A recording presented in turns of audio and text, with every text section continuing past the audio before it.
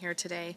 Minister, around the world, from Nigeria's Middle Belt to parts of the Middle East, Christians are being killed, kidnapped, and driven from their homes. What concrete actions has Canada taken this year to protect threatened Christian communities, and what measurable results can you point to?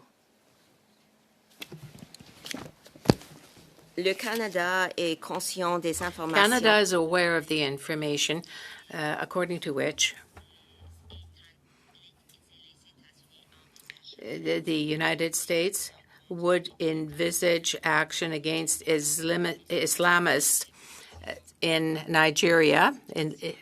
We recognize that violence is unacceptable. Violence results in criminal or terrorist action. And that is the case in Nigeria. That affects all the people. When I had a conversation with my counterpart in Nigeria last weekend, he is Minister Yusuf Tugar, I said that Canada will always be there for human rights and for people who have suffered because of violence like that. We are monitoring the situation closely. I have spoken with my Nigerian counterpart about this, and we are remaining in close touch. Minister, witnesses told Parliament in the Subcommittee on Human Rights that impunity and weak early warning systems fuel the violence against Christians. So will the government commit to fund faith-based partners on the ground for rapid warnings, trauma care, and safe return programs, expand religious freedom expertise and training for our diplomats, and work with an allied effort to trace and choke financing for militias? Well, to begin, Canada closely monitors instances of hatred and intolerance affecting faith and belief in communities worldwide. We oppose all religious hatred, discrimination, and xenophobia wherever it occurs, and we support peace and security efforts in Nigeria and wherever it occurs. In terms of the work that the department is doing at Global Affairs Canada, since 2019, Canada has invested $23 million in Nigeria through its counterterrorism capacity building program to address the very root causes of violent extremism.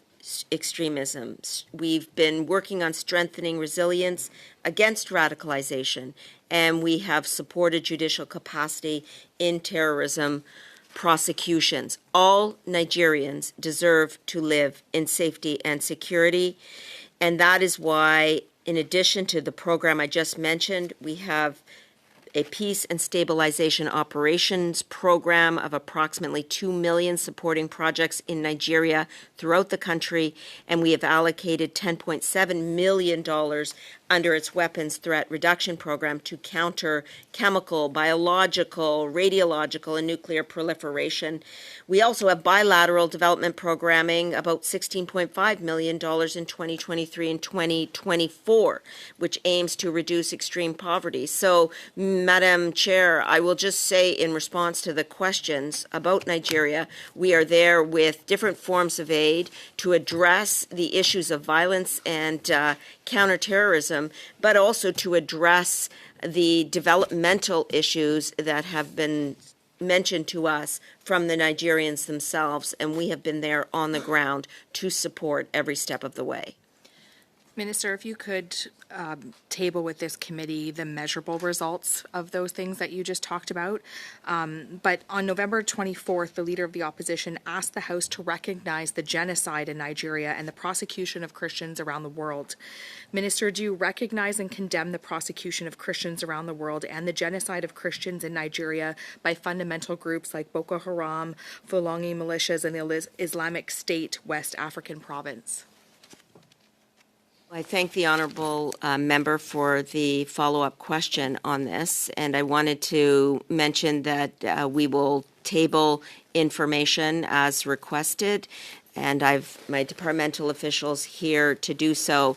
And I will reiterate that all Nigerians deserve to live in safety and security, and that will always be at the heart of Canada's foreign policy vis-a-vis Nigeria and every other country, and religious hate is absolutely unacceptable. Thank you.